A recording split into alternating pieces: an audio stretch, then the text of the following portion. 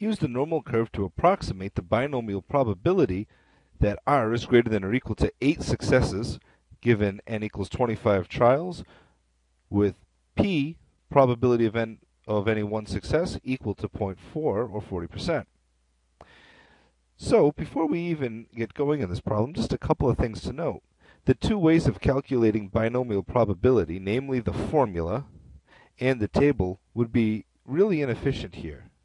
Well, the formula, for example, would have to be used for 8, 9, 10, all the way up through 25 successes, and no one wants to use the binomial formula that many times. And actually, the table itself only goes up to 20, so it would be impossible to use the table, so we really do need some other technique.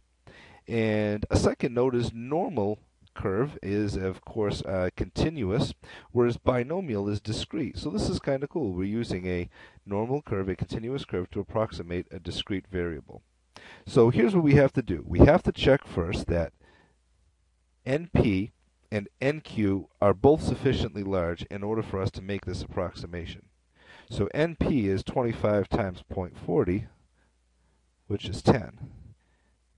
NQ is 25 times the complement of 0.40, which is 0.60, and that's 15. So since both of these are bigger than or equal to 5, what that implies is that R is approximately normal. Now here's how we use this to answer the question.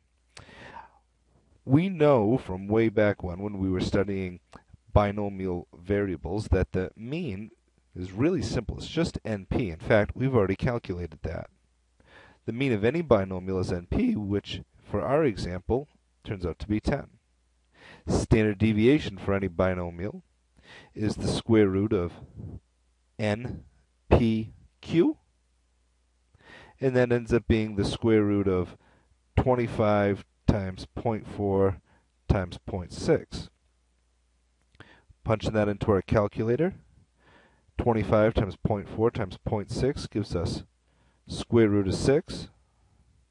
And I'm going to approximate that really carefully all the way out to 4 decimal places as 2.449, and I'm going to round that to 5. So, what I'm going to do next is take a look at this picture. So, I draw a normal curve,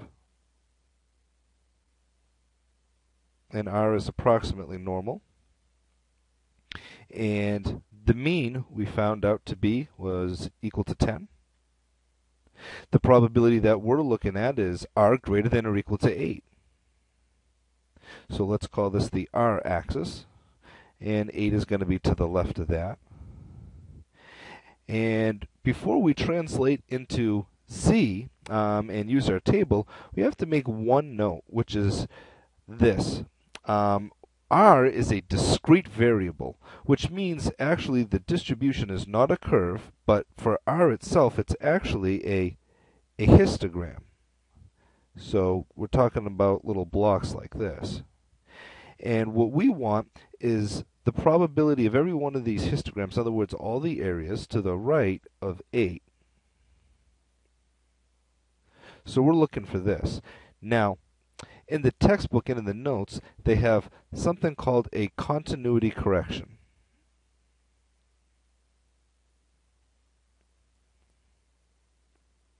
And this must be used every time whenever we're approximating normal for binomial. What happens is because you get this histogram here, this bar, it actually ends up extending beyond or to the left of 8. In other words, when we convert into Z, we're actually not going to use 8 because the bar in a histogram would actually go between 7.5 over to 8.5. Here's how I remember it. Whenever you're converting to a normal distribution, what we do is make the interval wider by 0.5. So in other words, if it starts at 8, I'm going to make the interval larger by 0.5 and bump this over to 7.5. That's the continuity correction. So let me write down what that means. Always make the interval larger by 0.5 when approximating binomial with normal. And you can kind of see why we do that, because you end up getting a bar, whereas for the normal curve it actually starts on the line itself. So if it's 8, we bump it over to 7.5. If it was 6, you'd bump it down to 5.5, and so on. So let's translate this over to z using the 7.5 number and see what we get.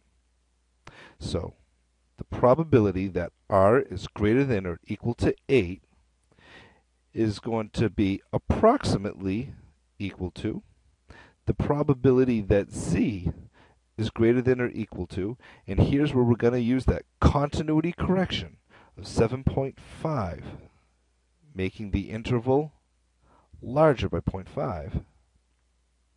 And it's the usual thing, minus the mean, which is 10, divided by the standard deviation, which we rounded to 4 decimal places. 2.4495. And if I crunch this into my calculator, this is equal to the probability that z is greater than or equal to negative 2.55 divided by the standard deviation. And I get this to be a negative 1.02. So we go ahead and we look up negative 1.02 on our normal table. And that's going to be a left tail, so what we'll have to do is subtract from 1 to get our right tail. So our answer is going to be 1 minus whatever answer we get when we look up negative 1.02. So let's jump to the z table. So scrolling down to negative 1.00, 0.01, 0.02, I come up with 0.1539.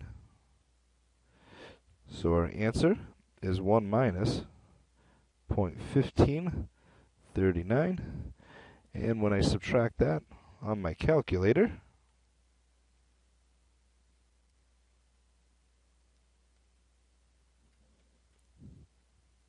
I get 0.8461.